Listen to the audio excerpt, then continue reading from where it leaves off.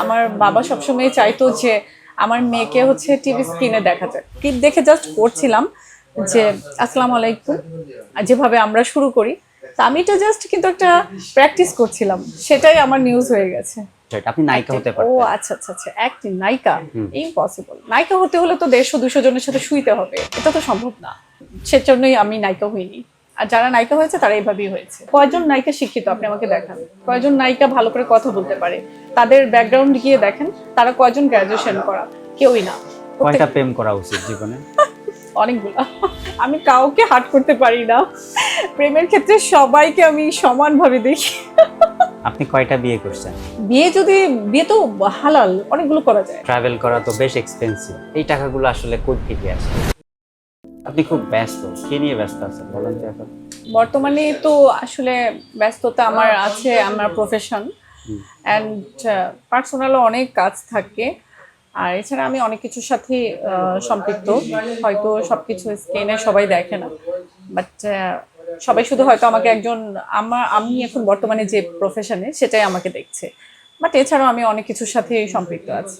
আপনি একজন news presenter. হ্যাঁ। আপনার নিউজ প্রেজেন্টার হওয়ার পেছনের গল্পটা যদি ছোট্ট করে জানি আমরা। গল্পটা ছোট করে বলতে গেলে এক কথাই বলবো যে আমি যখন নিউজ প্রেজেন্টার হব আমি ভেবেছিলাম, তখন হয়ে গিয়েছিলাম, তখন থেকে আমি নিউজ প্রেজেন্টার হয়ে গিয়েছিলাম, সেটা আমি আমার কাছে। বাট আমাদের কিন্তু সবারই একটা গল্প থাকে সব জার্নিতেই, মানে জীবনে উত্থান বা পতন সবকিছুর পেছনে কিন্তু ছোট ছোট অনেক গল্প থাকে। তো গল্পগুলো এক কথায় বলতে গেলে হচ্ছে কেউই কিন্তু কখনো কোনো কিছু ভালোভাবে নিবে না, এটাই আমাদের নিয়ম।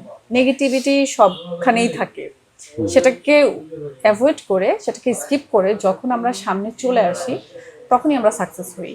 তো আমার ক্ষেত্রেও কিন্তু অনেক হয়েছিল, আর এখনো হচ্ছে। বাট তারপরও আলহামদুলিল্লাহ আমি বলবো যে সেদিক থেকে আমি সাকসেস। আমি খুব অল্প সময়ের মধ্যে আমি আমার স্বপ্ন হয়তো স্বপ্নের পথে চলে আসছি, বা আমার জার্নিতে আমি সাকসেস হয়েছি। এটা কি আপনার ড্রিম জব ছিল? বিষয়টা কি এমন? না না, এটা আমার ড্রিম জব ছিল না, বাট আমার বাবার ড্রিম ছিল। আমার বাবা সবসময় চাইতো যে আমার মেয়েকে হচ্ছে টিভি স্ক্রিনে দেখা যায়। হ্যাঁ, সেটা কি সেটা অভিনেত্রী হইতে পারতো? হ্যাঁ, সেটা অভিনয় বা হচ্ছে সিনেমা হোক, অভিনয় হোক, তারপরে হচ্ছে উপস্থাপনা, অ্যাঙ্করিং, বা হচ্ছে মানে এরকম প্রফেশন আমার বাবা খুব পছন্দ করতো। আমার বাবা যদি আজকে বেঁচে থাকতো, আই থিঙ্ক যে উনি অনেক খুশি হতেন। আর সেখান অবশ্যই। থেকে আমার স্বপ্নটা কিন্তু আমার বাবার চোখ থেকে আমি দেখেছি। একজন নারী হিসেবে যে কোনো প্রফেশনে নিজেকে তৈরি করা বা নিজেকে ইনভলভ করা খুব বেশি কঠিন, আমার মনে হয় খুব বেশি কঠিন। খুবই কঠিন। সবার জন্য আসলে এটা সহজ না। না, তো সেই জায়গা থেকে আপনি কি কোনো প্রতিবন্ধকতা ফেস করছিলেন, নাকি একবারেই আমি নিউজ প্রেজেন্টার হব, নিউজ প্রেজেন্টার হয়ে গেছেন? বিষয়টি কি এমন? এটা সত্যি কথা বলতে আপনি কিন্তু অলরেডি উত্তরটা দিয়ে ফেলেছেন। আপনি কিন্তু বলেছেন যে আমাদের নারীদের যে কোনো কাজে আমরা যখন মানে পদার্পণ করি তখন অনেক বাধা চলে আসে, সেটা সামাজিক, পারিবারিক সব ক্ষেত্রেই, কর্মক্ষেত্রে তো অবশ্যই। তো হচ্ছে আমার লাইফেও মানে আমি এত বাধার সম্মুখীন হয়েছি, বা হচ্ছে বলে বোঝানো সেটা হয়তো এক কথায় দর্শকদের সম্ভব না, বা আপনাকে আমি যতটুকু পারছি। তো এই বাধাগুলোকে, ছোট ছোট বাধাগুলো কিন্তু একটা সময় অনেক বড় বাধা হয়ে যায়। তো এই বাধাগুলোকে যখন নিজের মনে করে, মানে ধরেন বাসার বাড়িতে যখন আমরা থাকি, আমরা নিজেদের বাসার হোমে থাকি, তখনও দেখা যায় যে ঘুম থেকে উঠলে কিন্তু নাস্তাটা রেডি পাচ্ছি না, করতে হচ্ছে। তো প্রফেশনটাও সেরকম। প্রফেশনটা আমি বললাম যে নিউজ প্রেজেন্টার হব, বা আমি একটা কোর্স করলাম হয়ে গেলাম, সেটা কিন্তু না। সেখানেও কিন্তু আমাকে করে নিতে হচ্ছে অনেক মানে প্রবলেমগুলোকে সলভ করে আমাকে প্রেজেন্টার হতে হচ্ছে, বা আমার যে প্রফেশনে আমি যাই না কেন, সেটা প্রত্যেকটা নারীর ক্ষেত্রে, সে একজন লয়ার হোক বা ডক্টর হোক আর প্রেজেন্টার হোক। মাশাল্লাহ সুন্দরীও বটে। তো সেই জায়গা থেকে কি কখনো ভাবছেন যে, বা আমাদের প্রেক্ষাপটটা এমন ছিল যে সুন্দর হইলে নিউজ প্রেজেন্টার অথবা এয়ার হোস্টেস এই কাজগুলো আসলে পাওয়ার ক্ষেত্রে অনেক বেশি আচ্ছা বেনিফিট আচ্ছা, পাওয়া যায়? না এটা একদমই ভুল ধারণা। এটা যেটা আমিও একটা সময় মনে করতাম যে হয়তো সুন্দরের উপর, হাইটের উপর নিউজ প্রেজেন্টার ডিপেন্ড করে। বাট নিউজ প্রেজেন্টার প্রফেশনটা একদমই ডিফারেন্ট একটা প্রফেশন। সেটা হচ্ছে আপনার স্কিল কতটুকু স্ট্রং, সেটা তো মাস্ট বি থাকতে হবে।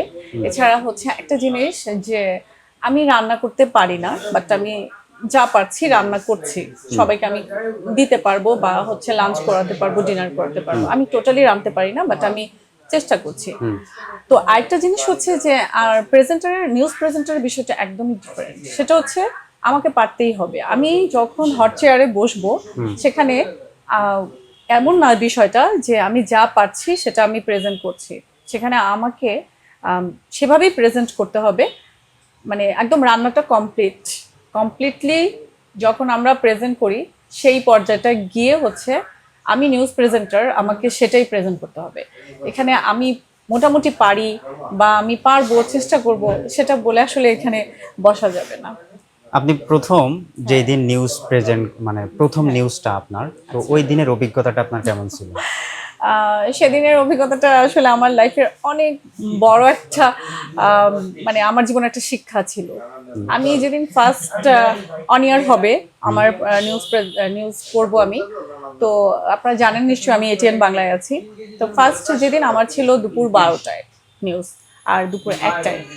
তো আমি যখন দুপুর 12টায় জাস্ট আমি স্টার্ট করব, আমাদের স্ক্রিপ্ট দেওয়া হয়, মেবি সবাই জানে বা যারা জানে না তারা একটু শুনবে। তো স্ক্রিপ্ট দেওয়া হয়, আমি স্ক্রিপ্টটা দেখছিলাম।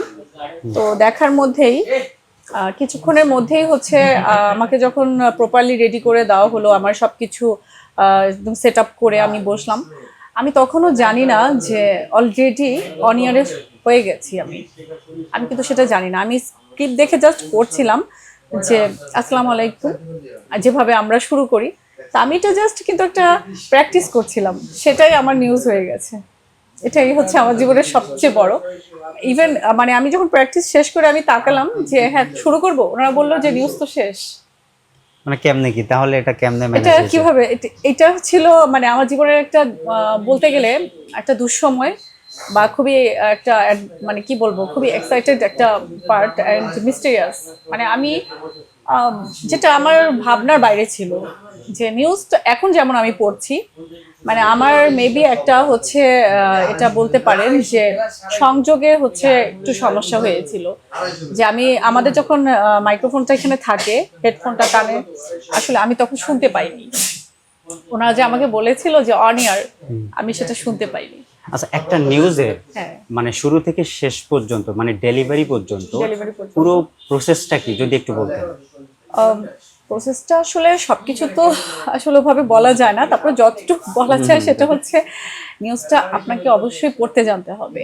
আপনার ভেতর যে সেলফ কনফিডেন্স, এটা একদম 100-এর উপর থাকতে হবে। এছাড়া আপনি ওই হট চেয়ারে বসে আপনি কখনোই সম্ভব না।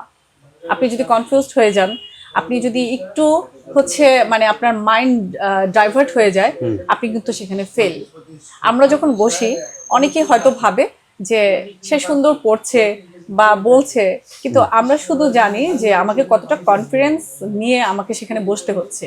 আমি যতক্ষণ ওখানে বসে নিউজটা পড়ছি সে সময় কিন্তু আদারওয়াইজ পুরো পৃথিবী আমার কাছে স্টপ, আমি শুধু নিউজের মধ্যেই থাকি।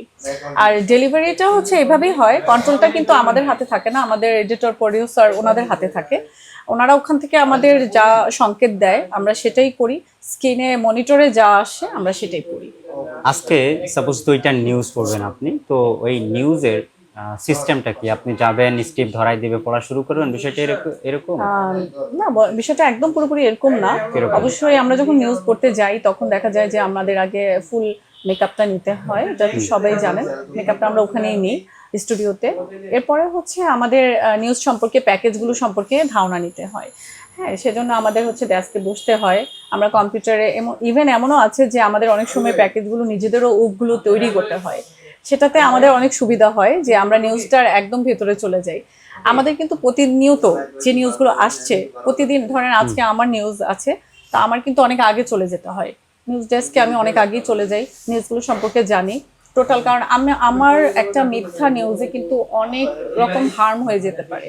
সো আমাকে প্রপারলি কারেক্ট নিউজটা সম্পর্কে জানতে হবে, নিউজের ধারণাটা আমার থাকতে হবে। এছাড়া কোনোভাবেই পসিবল না যে আমি গেলাম, বসলাম, একটা পরে আমি জাস্ট বলে আসলাম, এটা কখনোই সম্ভব না। মানে আমি টোটালি যেটা আপনাকে বলতে যাচ্ছি সেটা হচ্ছে যে আপনাকে নিউজের মধ্যে থাকতে হবে, ঠিক আছে? তাহলে নতুন যারা নিউজ প্রেজেন্টার হতে চায় হ্যাঁ। তাদের কোন বিষয়গুলো? ওই যে আমি বললাম যে তাদের অবশ্যই হ্যাঁ ভয়েস মাস্ট বি অনেক ইম্পর্টেন্ট, অ্যান্ড এরপর হচ্ছে ভোকালটা দেওয়া। আর অবশ্যই আমার কাছে যেটা বেশি মনে হয় সেটা হচ্ছে কনফিডেন্স। কনফিডেন্স থাকতে হবে। অ্যান্ড অনেকেই হয়তো ভাবে যে আমি অনেক সুন্দরী, আমি গেলেই আমার নিউজ হয়ে যাবে, এটা কখনোই না। এয়ার হোস্টেজের ক্ষেত্রে এটা হতে পারে, এয়ার হোস্টেজ যারা হবে বা ইচ্ছা আছে, সেক্ষেত্রে সুন্দরটা অনেক বেশি ম্যাটার করে। পারফেক্ট, কারণ ওখানে আমার মনে হয় না যে দর্শকদের সাথে সরাসরি একটা কিন্তু আমাদের কানেকশন হয়ে যায়। আমরা যারা নিউজ প্রেজেন্টার, তাদের সাথে আমাদের সরাসরি লাইভ একটা রিলেশন। বাট যারা এয়ার হোস্টেজ হচ্ছে, ডক্টর বা অন্যান্য প্রফেশনের ক্ষেত্রে কিন্তু এই সমস্যাটা নাই। ওখানে হচ্ছে পরে এটা হচ্ছে জাস্ট প্রফেশন, এটা হিডেন একটা প্রফেশন। প্লেনের সাথে তো আর মানুষের কোনো সংযোগ থাকে না, ওটা আকাশে চলে যায়, বা হচ্ছে সে কিভাবে সার্ভিস দিচ্ছে তার ক্লায়েন্টদেরকে, সেটা ডিপেন্ড করে ভালো ব্যবহারটা, বিহেভিয়ারটা। বাট আমার এখানে আমি ভালো যতই বিহেভ থাকি না কেন, আমার সাথে আমার দর্শকদের সরাসরি একটা লিঙ্ক আপ হয়ে যাচ্ছে। আমি যখন লাইভে যাই তখন কিন্তু সরাসরি আমি লাইভে কিন্তু একদমই তখন আমি অলরেডি অন ইয়ার থেকে আবার আমি লাইভে যাচ্ছি। তো আমার উপরে কিন্তু ডিপেন্ড করছে পুরোটা প্যাকেজ, পুরোটা প্রোগ্রাম। ঠিক আছে, তো এখানে একজন নিউজ প্রেজেন্টারের অনেক দায়িত্ব থাকে। যারা হচ্ছে নর্মালি যারা নিউজ প্রেজেন্টার হইতে চায়, আমাদের দেশে দেখা যায় যে নারীদের মনে হয় পার্টিসিপেশনটা বেশি থাকে বা তাদের অগ্রাধিকার বেশি থাকে। আচ্ছা, আপনি এটা কিভাবে দেখেন?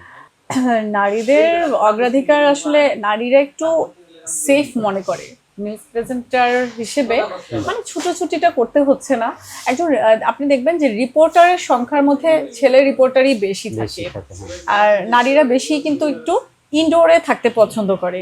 এই ক্ষেত্রে যে আমাকে স্ক্রিনে দেখাবে আর হচ্ছে আমি একটা সেফ জোনে আছি, কেন জানি বাংলাদেশের জন্য আমার মনে হয় নারীরা একটু আউটডোরে যেতে একটু কম কমফোর্টেবল ফিল করে। হ্যাঁ, এটা দারুণ বলছেন। আচ্ছা, এখানে একটা বিষয় কাজ করে, যেমন অনেকে ইউটিউব দেখে বা সোশ্যাল মিডিয়া দেখে ভয়েস প্র্যাকটিস করে বা নিউজ প্রেজেন্টার হতে চায়। আচ্ছা আচ্ছা।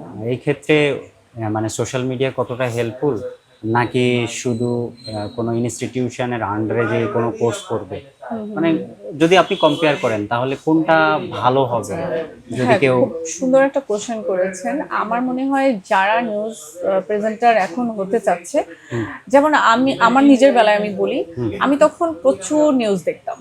যখন আমি নিউজ প্রেজেন্টার হব বলে মনস্থির করলাম, তখন আমি অনেক চ্যানেল দেখতাম যে ওরা কিভাবে প্রেজেন্ট করছে, ওরা কিভাবে আউটপুটটা দিচ্ছে, আমি চেষ্টা করতাম দেখার জন্য। আর সবচেয়ে যেটা ইম্পর্টেন্ট, অবশ্যই যে কোনো একটা হচ্ছে আপনাকে একাডেমির মাধ্যমে আপনাকে একটা বেস স্কেলটা আপনাকে নিতেই হবে। ঠিক আছে, এছাড়া আপনার কিন্তু সবার ভিতরে একটা ভীতি থাকে, ভীতিটা কখনোই যাবে না। কারণ একটা ব্যাচে যখন আপনি যাবেন, কমপক্ষে সেখানে 10-12 জন, আমি সহজ ভাবেই বলছি, 10-12 জন হলেও স্টুডেন্ট থাকবে। 10-12 অনেকে আছে যে শুধু তার মানে ফ্যামিলি মেম্বার ছাড়া বাইরের কথা বলতে পারে না। তো নিউজ প্রেজেন্টারকে কিন্তু কথা বলতে হবে, আপনি এটা মাথায় রাখতে হবে। আপনাকে হাজার মানুষ দেখছে একসাথে, কোটি কোটি মানুষ দেখছে। তো সেখানে হচ্ছে আপনি যখন একটা একাডেমিক্যাল ইয়ে নিবেন, প্র্যাকটিস করবেন, তখন ওখানে দেখা যায় 10-12 জন হলো স্টুডেন্ট থাকে, সবার সামনে আপনাকে যখন বলতে হচ্ছে, আপনার ভিতরে কিন্তু একটা ভীতিটা কেটে যাচ্ছে, আস্তে আস্তে কনফিডেন্সটা ডেভেলপ হচ্ছে। আর তারপরে হচ্ছে আরো কিছু, ধরেন যখন আপনি দেখবেন নিউজ কিভাবে অন্যান্য চ্যানেলগুলো হচ্ছে ওরা প্রেজেন্ট করছে, সেখানে আপনি বসার স্টাইল, তারপর হচ্ছে hand language, physical body language, এগুলো অনেক কিছু শেখা যায়। তো সবকিছু কিন্তু কাজে আসে। মানে এক কথায় বলতে গেলে যদি কেউ নিউজ প্রেজেন্টার হতে চায় তাহলে মাস্ট বি তার একটা ইনস্টিটিউশনের আন্ডারে থাকতেই হবে। আপনার কথা দিয়ে আমার মনে হয় যারা আসলে ভিডিওটা দেখবে, তারা যারা হইতে চায় তাদের ক্ষেত্রে অনেক হেল্পফুল হবে। এখন আমাদের দেশে যেসব মেয়েরা মিডিয়ায় কাজ করে, এটা অবশ্যই মিডিয়ার বাহিরে না, তো অনেক বিড়ম্বনার শিকার হয় হয়তো, বা যারা অ্যাক্টিং করে তারাও বিড়ম্বনার শিকার হয়, বা যারা নিউজে থাকে তারাও বিড়ম্বনার শিকার হয়। তো এই ক্ষেত্রে আপনি কোনো কারোর দ্বারাই কোনো হ্যারাসমেন্ট বা কোনো ব্যাড প্রপোজাল পাইছিলেন, এরকম কোনো কিছু আছে আপনার জীবনে? এটার বাইরে তো কখনোই পসিবল না। যদি সত্যি বলতে হয় তাহলে তো অবশ্যই বলতে হবে যে আমরা যখন একটা সুন্দর কিছু দেখি, বা অবভিয়াসলি আমি বলবো যে আলহামদুলিল্লাহ, আল্লাহ আমাকে যেরকমই যতটুকুই বানিয়েছেন, সবাই আমাকে এত ভালোবাসে, সবাই বলে আমি সুন্দর। তো সেখান থেকে বলছি, বাংলাদেশে বলেন, দেশের বাইরে বলেন, হোল ওয়ার্ল্ড জুড়ে সুন্দর থেকেও বড় ইম্পর্টেন্ট হচ্ছে সে একটা মেয়ে। একটা মেয়ে যখন কোনো প্রফেশনে যেতে চায় বা সে ওয়ার্কিং লেডি, তার দিকে অবশ্যই তাকে এই বিষয়টার ভিতর দিয়ে যেতে হয়। হয়তো কেউ স্কিপ করতে পারে, কেউ পারে না। যদি কেউ এরকম হ্যারাসমেন্টের শিকার হয়, হ্যাঁ। কিভাবে সে নিজেকে সেভ করবে? অবশ্যই আমার মনে হয় যে তাকে আগে বুঝতে হবে যে সে কোন স্টেপে আছে। হ্যাঁ, আমি একটা প্রতিষ্ঠানে গেলাম, তো আমি সেখানে ধরেন আমি একটা প্রতিষ্ঠানে জবের জন্য গেলাম, তো সেখানে আমি ইন্টারভিউ দিলাম, বাস আমি জবে ইন্টারভিউতে ওকে হয়ে গেলাম, টিকে গেলাম। তো এরপরে যদি আমাকে নিয়মিত অফিস করতে বলা হলো, আমি অফিস করলাম, তারপরে কয়েকদিন পর দেখা গেল যে হ্যাঁ আমি এরকম হয়তো এরকম কিছু ব্যাড কমেন্টস বা ব্যাড ইপটিজিং আমি শিকার হচ্ছি, তখন হচ্ছে আমাকে সেখানকার পরিস্থিতি অনুযায়ী আমার মনে হয় পদক্ষেপ নিতে হবে। আর সেক্ষেত্রে এখন 2026 সবাই খুবই অ্যাক্টিভ, একটু হলেও কিন্তু সাপোর্ট পাওয়া যাবে। আপনার যদি কনফিডেন্স লেভেল অনেক থাকে, আমার যদি হাই প্রোফাইল থাকে, তাহলে আমি সেখান থেকে আমার মনে হয় স্কিপ করে আমি অন্য কোথাও চলে যাব। আমার সেখানে থাকতেই হবে। আমি সবসময় এটাই ভাবি যে এখানে আসার আগেও আমি চলেছিলাম, তো এখানে আমি এখন যদি না থাকি আমি সামনেও চলতে পারবো। আমি সেটাই চেষ্টা করি। আপু, আপনি দেখতে মাশাআল্লাহ অনেক সুন্দরী। Thank you. ডেফিনেটলি আপনি নায়িকা হতে পারতেন বা অ্যাক্টিং এ ভালো একটা পারফরমেন্স করতে পারতেন, আমার মনে হয় যেটা আপনি নায়িকা হতে ও পারতেন। আচ্ছা আচ্ছা আচ্ছা, অ্যাক্টিং নায়িকা ইম্পসিবল। নায়িকা হতে হলে তো 150-200 জনের সাথে শুইতে হবে, এটা তো সম্ভব না। এটা তো আমার দ্বারা সম্ভবই না। তাই আপনি কি এটা মনে করেন যে আমাদের দেশে হ্যাঁ। যারা নায়িকা তারা হ্যাঁ, আসলে বাইরে অবভিয়াসলি, কেউ? অবশ্যই। আমি একদম 100%, এটা নিয়ে আমার সাথে কেউ তর্ক করে পারবে না, এটা নিয়ে তর্ক করে পারবে না। আর সেজন্য আমি নায়িকা হইনি। যখন দেখেছি যে যখন আমারও ইচ্ছা ছিল যে আমি বড় পর্দায় কাজ করব, বড় পর্দায় যাব, বাট ওই যে বললাম, যখন আমি বড় পর্দার কাজ করার পেছনে যখন আবার ওই যে 200 জনের সাথে আমার গিয়ে বেড কানেকশন হতে হবে, সেজন্যই আমি নায়িকা হইনি। আর যারা নায়িকা হয়েছে তারা এইভাবেই হয়েছে। তো অনেকে তো বলে যারা নিউজ প্রেজেন্টার তারাও তো এই ধরনের অ্যাক্টিভিটির সাথে নিজেকে ইনভলভ আচ্ছা, করে। এবার আপনি একটা সুন্দর জায়গায় আসছেন, প্রশ্নটা আমি বলি। অনেকেই এটা বলে যে নিউজ প্রেজেন্টার সেও একইভাবে এটা করেই আসছে, কিন্তু আমার কথা হচ্ছে একজন নায়িকা তার সবকিছু কিন্তু রেকর্ড হয়। তার সে যখন অ্যাক্টিং করে তার প্রফেশনে তাকে হচ্ছে অ্যাক্টিং করতে হয়, রেকর্ড হয়, অ্যান্ড রেকর্ডটাই হচ্ছে পরে কাটছাট করে এডিট করে দর্শকদের সামনে যায়। কিন্তু একজন নিউজ প্রেজেন্টার, ধরেন আমি নিউজ পড়তেই পারি না, আমি এখন হট সিটে বসলাম, বসে আমি এখন দর্শকদের কি দিব বলেন? ধরেন না ওই কি বলে, আমি যে প্রতিষ্ঠান থেকে পড়লাম সেই প্রতিষ্ঠানের কারোর সাথে আমার খুব ঘনিষ্ঠতার সম্পর্ক আছে, বা আমি এসবে লিঙ্ক আপ করি আমি এখানে আসছি, কিন্তু আমাকে তো পারতে হবে। আমি যদি নাই পারি তাহলে আমি ওই হট সিটে বসে কি দিব, কি আউটপুট দিব, কিভাবে মানুষকে কি ডেলিভারিটা দিব, এটা এটা তো আমাকে বুঝাতে হবে। তো একজন নিউজ প্রেজেন্টারের ক্ষেত্রে এই কথাটা কখনোই যায় না। একজন নিউজ প্রেজেন্টারের ওভার কনফিডেন্স থাকে যে সে পড়তে পারে, আমি দর্শককে দিতে পারবো, আমি ডেলিভারি করতে পারবো, আমার নিউজ সম্পর্কে ধারণা আছে। সে অবশ্যই শিক্ষিত হতে হবে, তার অবশ্যই। একজন নায়িকা, কয়জন নায়িকা শিক্ষিত আপনি আমাকে দেখান? কয়জন নায়িকা ভালো করে কথা বলতে পারে? তাদের ব্যাকগ্রাউন্ড গিয়ে দেখেন, তারা কয়জন গ্র্যাজুয়েশন করা? কেউই না। একদম হাতে গোনা 2-1 ছাড়া কাউকে আপনি পাবেন না। অ্যান্ড ওখানে হচ্ছে স্ক্রিনের এমন বড় একটা ব্যাপার থাকে যে এখানে আমি মুভি করব, এই মুভিতে আমাকে চান্স পেতে হলে পরিচালক, ডিরেক্টর সবার সাথে আমার একটা ভালো লিঙ্ক আপ লাগবে। তাদের মন না জোগাতে পারলে আমি কখনোই সেই ছবিতে অ্যাক্ট করতে পারবো না। কিন্তু একজন নিউজ প্রেজেন্টারের ক্ষেত্রে যেটা হয় যে আমার স্কেলটা হচ্ছে, আমার কনফিডেন্স আমার থাকতে হবে, আমি পারবো, আমি ডেলিভারি করতে পারবো নিউজটা, আমার পড়তে পারবো, তখনই সম্ভব। আমার এবার যদি পুরো হচ্ছে ধরেন কর্পোরেট অফিসের সবার সাথে যদি আমার সেই লিঙ্ক আপও থাকে, কোনো লাভ হবে না, সেখানে আমাকে নিবে না। তাহলে আমার যে গুণটা না থাকলে আমি বসতেই পারবো না, সেখানে আমার তাদের সাথে রিলেশন থেকেও তো লাভ হবে না। কিন্তু সিনেমা বা অ্যাক্টিং যেটাই আপনি বলছেন, সেখানে কিন্তু এই গুণটা থাকলেই হবে। সেখানে সুন্দর, আর হচ্ছে আপনার যদি থাকার ক্যাপাসিটি থাকে তাহলেই সম্ভব। আপনার যদি এই মেন্টালিটি থাকে যে আমি 10 জন বা 20 জন, 100 জন, 200 জনের সাথে আমি বেড রিলেশন করব, তাতে কি হয়েছে, আমি ছবি করতে পারবো, এটাই আমার বেশি। কিন্তু এখানে এটা সম্ভব যে আমি অ্যাক্টিং করতে পারতেছি আর না পারতেছি। বাংলাদেশের কয়জন, আপনি শুধু আমাকে এটা বলেন যে যারা ছবি করছে তারা ক্ষণিকের ক্যামেরার সামনে দাঁড়াচ্ছে, তাদেরকে বলছে এভাবে এভাবে করো, হয়ে গেল। আমি নিউজ প্রেজেন্টার, আমি যখন হট সিটে বসছি আমাকে কি এভাবে বলে দিলেই আমি পারবো যে হ্যাঁ বর্ষা এখন তুমি বলো যে আসসালামু আলাইকুম, এটিএন বাংলা আপনাদের সবাইকে স্বাগত? আমি কি এটা বললে হবে? কখনোই হবে না। এটা হচ্ছে আমার ইন্টারনাল একটা হচ্ছে পাওয়ার, যেটা আমি প্রেজেন্ট করতে পারবো, ডেলিভারি দিব, হোল ওয়ার্ল্ড সবাই দেখবে আমাকে। কিন্তু একজন অ্যাক্টার্স বা হচ্ছে যারা বলেন যে অভিনয় করে নায়িকা, হিরোইন, তাদের এটা লাগে না। তাদের কখন এটা লাগে না, তারা যখন তখনই হচ্ছে ডেলিভারি দেয়। এই বিষয়টা আপনি কিভাবে দেখেন, প্রেম ভালোবাসা? প্রেম ভালোবাসা সুন্দর, প্রেম ভালোবাসা অবশ্যই আমি খুবই রেসপেক্ট করি। প্রেম ভালোবাসা ছাড়া জীবন একদমই অচল। কয়টা প্রেম করা উচিত জীবনে? অনেকগুলা। আপনি যদি আমার মনে হয় আপনি যদি ইয়ং সুন্দর থাকতে চান, আপনি প্রেম করেন। হ্যাঁ, প্রেম করেন। তবে ভালোবাসাটা একটু ডিফারেন্ট। প্রেম আর ভালোবাসা কিন্তু এক না। ভালোবাসাটা হচ্ছে আপনার মনের মধ্যে একটা বিশাল জায়গা নিয়ে নেবে, সেটা হচ্ছে ভালোবাসা। আর প্রেম তো সারাক্ষণই আসবে যাবে। প্রেম হচ্ছে কি একটা চলমান রেলগাড়ি বলতে পারেন, যে রেলগাড়িতে আপনি উঠেছেন, বিভিন্ন স্টেশনে থামছে, কিন্তু কোনো স্টেশনে আপনার হয়তো কারোর সাথে আপনার এমন চোখ পড়ে গেল, সেই চোখটা নিয়েই আপনি বাকি স্টেশনগুলো পার করে দিচ্ছেন। ঠিক আছে, এটাই হচ্ছে ভালোবাসা। আপনার জীবনের প্রথম প্রেম? একদম ছোট্টবেলা থেকে প্রেম। আমার মনে হয় আমি যখন থেকে বুঝতে শিখেছি তখন থেকেই প্রেম আমার জীবনে।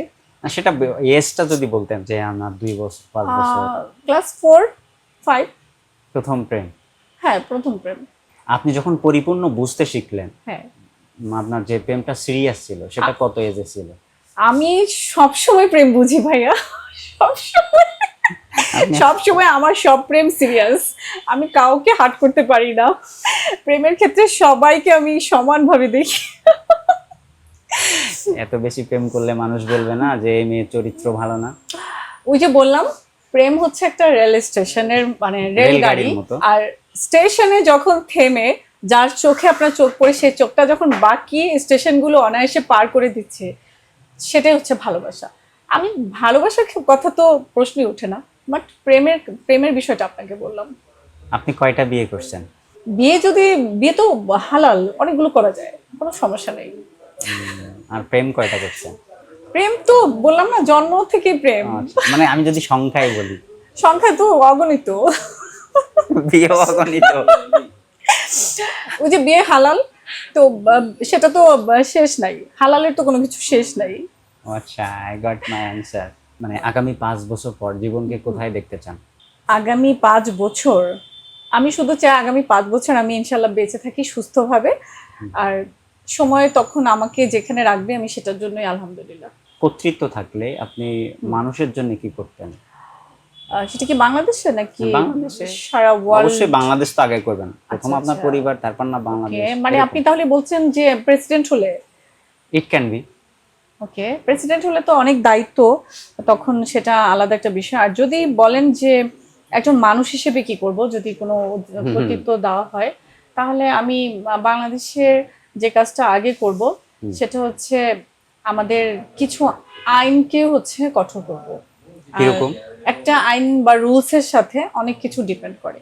আমি সবসময় আমার হচ্ছে হয়তো আপনি দেখেছেন আমার পেজ, ফেসবুক পেজ, আমি সেখানে বলে থাকি যে বাংলাদেশের রুলস মেনটেন করার মেন্টালিটি করতে হবে মানুষকে, তারপরে হচ্ছে আমাদের দেশটার উন্নতি হবে। যেমন আইন হচ্ছে একটা জিনিস, যারা রুলস মেনটেন করবে না তাদেরকে জরিমানা করা হবে, তাদেরকে কিছু শাস্তি দেওয়া হবে, আর কিছু ক্ষেত্রে কোনো জামিন হবে না, সেগুলোর ব্যবস্থা করব। তাহলে আমাদের দেশের মানুষ হচ্ছে মানে রুলসে চলে আসবে। যেমন আমি বাইরের দেশে প্রচুর ট্রাভেল করি, আমি তখন দেখি যে সে ট্রাভেলিংয়ে দেখা যায় বাইরের দেশের ওদের কালচার, ওদের যে মানে রুলসগুলো, সেগুলো একদমই ডিফারেন্ট থাকে। ওরা আমাদের দেশে যেমন আমরা যেখানে সেখানে এটা সেটা ফেলে দিই, ওরা একটু ফালায় না, ওরা অনেক দূর। আমি যখন নিজে গিয়েছিলাম, আমি অনেক দূর হেঁটে আমি একটা ডাস্টবিন খুঁজে পাচ্ছিলাম না, আমার হাতে কিছু চিপস প্যাকেট আর হচ্ছে একটা কোকের মেবি ক্যান ছিল, তো আমি সেটা ফেলার জন্য অনেকটা দূর গেলাম, তারপরে আমি খুঁজে পেলাম। কিন্তু রাস্তায় কিন্তু ফেলানো যাবে না, ফেলে কিন্তু সিসিতে দেখা যাবে, আর এয়ারপোর্টে আমাকে সেটার জন্য হ্যারাসমেন্ট করবে, বা আমাকে সেটার জন্য ওরা হচ্ছে পানিশমেন্ট হবে, কৈফিয়ত দিবে, ইভেন ওদের কান্ট্রিতেও আমাকে ওরা আসতে দিবে না। আপনি যে ট্রাভেল করেন, হ্যাঁ, নর্মালি ট্রাভেল করা তো বেশ এক্সপেন্সিভ। আচ্ছা, তো এই টাকাগুলো আসলে কই থেকে আসে? তোমার সে কি, আমি তো কোটিপতি, আপনি জানেন না? আমি এক কোটিপতির সামনে বসে কথা বলতেছি, এটা আমি অফকোর্স। আপনি তো অনুষ্ঠানে আসার আগে এটা জানা উচিত ছিল, আমি তো কোটিপতি। আপনি বিয়ে করলে কেমন ছেলে বিয়ে করবেন? বিয়ে করলে কেমন ছেলে বিয়ে করব? অবশ্যই খুব সুন্দর একটা কোশ্চেন করেছেন। আমি বিয়ে করলে এমন একটা ছেলে বিয়ে করব যে আমাকে চোখ বন্ধ করে জান্নাতে নিয়ে যেতে পারবে। মাশাআল্লাহ। আর কোনো রিকোয়ারমেন্ট থাকবে না? হ্যাঁ, সে হচ্ছে 5 ওয়াক্ত নামাজি হতে হবে, ওভার অনেস্ট হতে হবে, আর হচ্ছে সবকিছুর উপরে হচ্ছে আমি যত ভুল করেই আসি না কেন সে আমাকে বলতে হবে যে আচ্ছা ঠিক আছে তুমি পাগলি একটা মেয়ে, আর এটা করো না, এটা বলতে পারতে হবে। আপনি কিভাবে আপনার বয়সটাকে ধরে রাখেন? বয়স তো একটা আমার কাছে নাম্বার ছাড়া কিছুই না। আমরা যখন থেকে পৃথিবীতে আসছি তখন থেকে 1 2 3 4 করে করে আজকে এতগুলো দিন শেষ হলো। হুম। তো সেক্ষেত্রে বয়স একটা নাম্বার। আর আমি কিভাবে সুন্দর আছি এটা হচ্ছে বললে প্রথমেই বলতে হবে যে এটা একটা জেনেটিক্যাল ব্যাপার।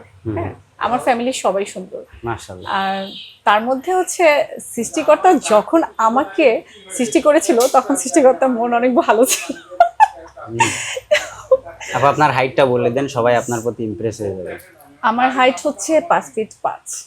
আপনার ডায়েট প্ল্যান কি? আপনার খাবার মেনুটা কিরকম হবে? আসলে আমার কাছে মনে হয় যে প্রত্যেকটা মানুষেরই হেলথ সম্পর্কে খুবই সচেতন থাকতে হবে বর্তমান যুগে, এত ফরমালিন যুক্ত খাবার দাবার। তো সেখানে ডায়েট বলতে আমার মনে হয় যে আমরা যদি একটু স্বাস্থ্যসম্মত পরিচ্ছন্ন নিরাপদ খাবার খেতে পারি সেটাই ডায়েট, সেটা কিন্তু আমাদের শরীরের জন্য খুব ভালো একটা আউটপুট দিবে। অ্যান্ড আমার কাছে মনে হয় যতটা সম্ভব গ্রিন খাবার মানে গ্রিন ফুডগুলো খাওয়া উচিত। আপু আমরা শেষ করব। আপনি অনেক সুন্দর কথা বলেন, এটা আমি Thank you. আজকে বুঝলাম। তো Thank you. সার্বিকভাবে আপনি যদি আপনার অডিয়েন্সকে কিছু বলতে চান, বা সার্বিকভাবে আমাদের এই আজকে কথাবার্তা নিয়ে যদি কিছু বলতে চান। তো আমি সবাইকে এটাই বলবো যে আমাদের সবারই একটা পজিটিভ মেন্টালিটি রাখতে হবে, যে কোনো ক্ষেত্রেই হোক। আমরা যখন সবাই পজিটিভ হব তখন পৃথিবীটা সুন্দর হবে। আমি সবসময় এটাই বলে থাকি যে নেগেটিভিটি আমাদের থেকে একটু দ্রুত সরাতে হবে। যত নেগেটিভ মাইন্ড আমরা দূরে রাখবো, যত সুন্দরভাবে পৃথিবীটা আমরা গড়তে পারবো একমাত্র পজিটিভ মাইন্ড দিয়েই।